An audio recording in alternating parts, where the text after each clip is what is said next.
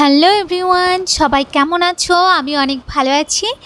আর আজকে আমার রেসিপি হলো আলুর স্ন্যাক্স। আজকে আমি আপনাদের সাথে আলুর পুর ভরা দারুণ একটা নাস্তার রেসিপি শেয়ার করব। আশা করছি আপনাদের সবার খুব ভালো লাগবে। আর এই সময় আপনারা আমার চ্যানেলে নতুন হলে তাহলে অবশ্যই আমার চ্যানেলকে সাবস্ক্রাইব করে দেবেন আর বেল আইকনটা চাপতে ভুলবেন না, তাহলে সবার ফার্স্টে আপনার কাছে নোটিফিকেশানটা চলে যাবে। তো চলুন দেখে নিই এই স্ন্যাক্স বা নাস্তাটা বানানোর জন্য কি লাগছে। তো প্রথমে আমি এখানে নিয়ে নিয়েছি ময়দা। এরপর আমি ওর মধ্যে দিয়ে দিচ্ছি, এখানে আমি দিয়েছি 1 চামচের মতন কালো জিরে, এখানে আমি দিয়ে দিয়েছি 1 চামচের মতন একটু চিনি, আর এখানে আমি পরিমাণ মতন লবণ দিয়ে দিয়েছি। এরপর আমি ওর মধ্যে দিয়ে দেব একটু তেল, এখানে আমি 4 থেকে 5 চামচের মতন একটু রিফাইন তেল দিয়ে এরপর আমি ময়দাটাকে ভালো করে একটু সব কিছুর সাথে মিশিয়ে নেব। তো এখানে আমি 2 থেকে 3 মিনিটের মতন টাইম নিয়ে ভালো করে আমি ময়দাটাকে মিশিয়ে নিয়েছি। এরপর আমি ওর মধ্যে দিয়ে দেব জল। তো এখানে আমি অল্প অল্প জল দিয়ে ময়দাটাকে ভালো করে একটু মেখে নেব। এখানে আমি ময়দাটাকে বেশি নরম করেও মাখবো না, আবার খুব একটা শক্ত করেও মাখবো না। তো এই যে দেখুন, এখানে আমার ময়দাটা প্রায় মাখা হয়ে এসছে। এই সময় আমি ময়দাটাকে ঢেকে 10 মিনিটের মতন একটু রেস্টে রেখে দেব। ময়দাটা মাখা হয়ে গেলে এরপর আমি ওর ভেতরে ভরার জন্য পুরটা বানিয়ে নেব। এখানে পুর বানানোর জন্য আমি এখানে নিয়ে নিয়েছি আগে থেকে সেদ্ধ করা আলু, আর এখানে আমি 2টো আলুকে সেদ্ধ করে নিয়েছি।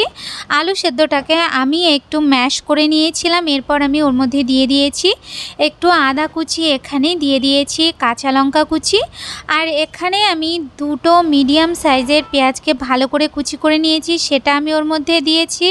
এখানে আমি দিয়ে দিচ্ছি একটু ধনেপাতা কুচি, এখানে আমি দিয়ে দেব পরিমাণ মতন একটু লবণ, আর এখানে আমি দিয়ে দিচ্ছি এখানে আমি জিরে আর শুকনো লঙ্কাকে একটু কড়াইতে তেলে ভেজে গুঁড়ো করে নিয়েছি, সেটা আমি ওর মধ্যে দিয়ে দিচ্ছি। আর সেটা আমি দিয়েছি 1.5 চামচের মতন। এখানে আমি 1 চামচ দিয়ে দিচ্ছি একটু চিলি ফ্লেক্স। এরপর আমি ওর মধ্যে দিয়ে দেবো একটু চাট মশলা। তো এখানে চাট মশলাটা দিয়ে এরপর আমি আলুটাকে সব কিছুর সাথে ভালো করে একটু মেখে নেব। তো দেখুন, এখানে আমার আলুটা ভালো করে মাখা হয়ে গেছে। আলুটা মাখা হয়ে গেলে এরপরে আমি এখানে নিয়ে নেব ময়দাটা নিয়ে আবার একটুখানি 2-1 মিনিটের মতন একটু মেখে নিয়ে এরপর আমি ওর থেকে এরকম সাইজের ছোট ছোট লেচি বার করে নেব। তো এই যে দেখুন, আমি লেচিগুলোকে এই সাইজের করে কেটে নিচ্ছি। এরপর আমি একটা লেচি নিয়ে নেব, আর লেচিটা নিয়ে এরপর আমি সামান্য একটু ময়দা দিয়ে তারপর আমি লেচিটাকে একটু বেলে নেব। তো এখানে আমি রুটিটাকে একটু ছোট মতন করে, আর খুব একটা পাতলা বেলবো না, নর্মাল সামান্য একটু মোটা থাকবে সেরকমভাবে আমি বেলে নেবো। এই যে দেখুন, ঠিক এইরকমভাবে বেলে নিতে হবে। এরকমভাবে বেলে নেওয়ার পর এরপর আমি ওর মধ্যে দিয়ে দেবো আলুর পুরটা। তো আলুর পুরটা দিয়ে এইভাবে চামচের সাহায্যে একটু চেপে দেবো।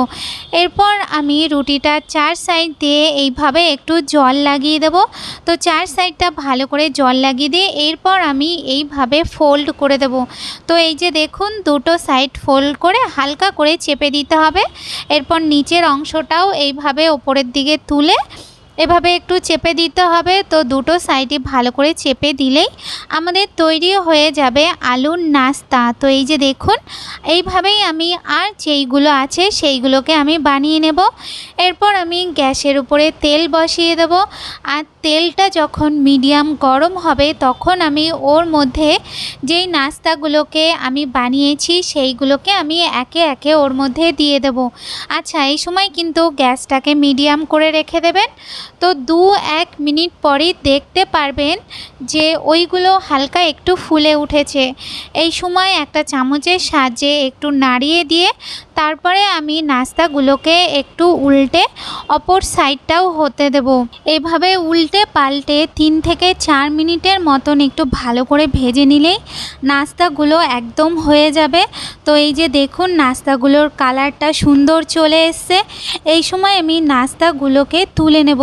তো এইভাবেই আমি আর যে নাস্তাগুলো আছে সেইগুলোকে আমি একইভাবে ভেজে আমি তুলে নেব। এখানে আমি আর দেখালাম না। তো এই যে দেখুন আমার সবগুলো আলুর নাস্তা একদম রেডি হয়ে গেছে। আশা করছি আপনাদের আমার এই আজকের রেসিপিটা খুব ভালো লেগেছে। রেসিপিটা ভালো লাগলে অবশ্যই লাইক, কমেন্ট আর শেয়ার করতে ভুলবেন না।